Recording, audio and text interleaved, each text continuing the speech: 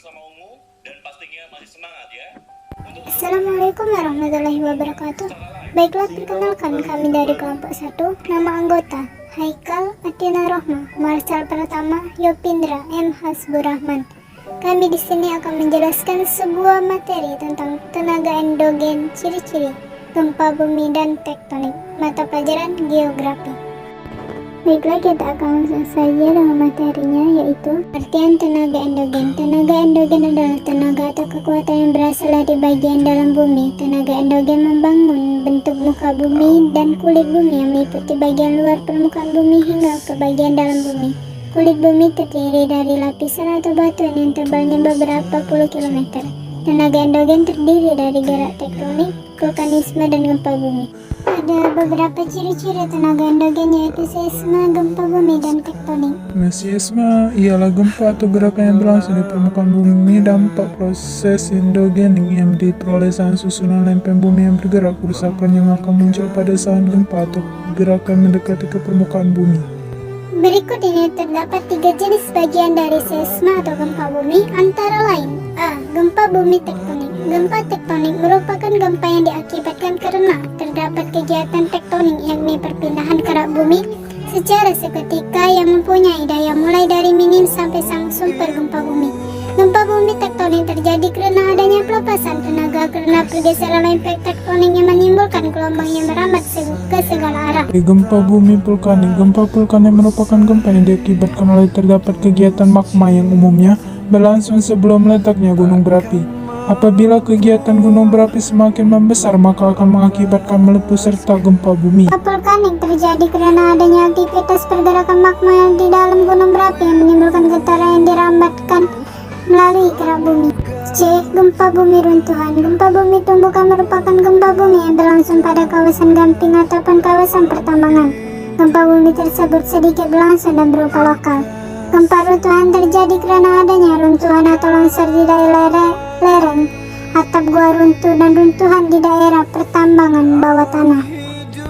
Tektonisme. Tektonisme ialah proses yang berlangsung karena lipatan, patahan, pergerakan, dan pengangkutan pada susunan tanah di suatu wilayah. Proses diatropisme ialah proses sistematis yang menyebabkan terjadinya proses lipatan dan patahan. Epirogenesa. Epirogenesa adalah gerak vertikal penaikan atau penurunan permukaan bumi meliputi daerah yang luas. Gerakan ini terjadi dengan sangat lambat dan membuat ilusi visual. Lipatan terbentuk karena pergerakan tenaga endogen yang terbentuk horizontal dan dua arah yang berseberangan. 2. Orogenesa. Orogenesa adalah gerak yang bergerak lebih cepat dan bertanggung jawab atas pembentukan pegunungan. Gerakan ini hanya memengaruhi daerah yang lebih sempit. Patahan terbentuk karena terdapatnya pematahan di lapisan batu yang menciptakan kulit bumi. Selanjutnya yaitu dampak negatif dan positif tenaga endogen, yaitu dampak positif tenaga endogen bagi kehidupan. 1. Kawasan tangkapan air hujan atau catchment area.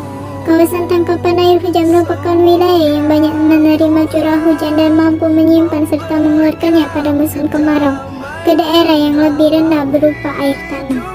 Dampak positif tenaga endogen bagi kehidupan. 2. Sumber bahan tambang dan sumber daya mineral. Banyak menjumpai penambangan batu dan pasir pada daerah aliran sepanjang sungai. Selain itu, bahan tambang mineral seperti emas, perak, biji besi, aluminium, dan bahan tambang lain banyak terbentuk pada daerah-daerah rekahan pertemuan lempeng. Dampak positif tenaga endogen bagi kehidupan. 3. Pusat tenaga listrik. Sebagai pusat tenaga listrik, yaitu melalui pembangkit listrik tenaga uap panas bumi. Tenaga inilah yang menggerakkan turbin tenaga listrik. Contoh pembangkit listrik tenaga uap adalah PLTU Paiton di Jawa Timur. Selanjutnya yaitu dampak negatif tenaga endogen bagi kehidupan. 1. Letusan gunung api. Letusan gunung api merupakan bencana bagi masyarakat sekitar karena dapat menghancurkan dan membakar hutan yang ada di lereng gunung berapi. Semburan awan panasnya dapat menghanguskan makhluk hidup yang ada di sekitarnya. Dampak negatif tenaga endogen bagi kehidupan. Yang kedua yaitu gempa bumi.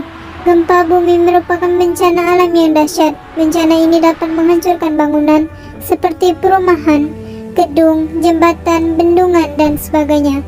Bahkan akan lebih menakutkan lagi jika gempa bumi diikuti tsunami. Sekian, terima kasih. Itulah materi yang bisa kami sampaikan tentang tenaga endogen di pelajaran geografi. Semoga bermanfaat untuk kita semua. Kami akhiri. Wassalamualaikum warahmatullahi wabarakatuh.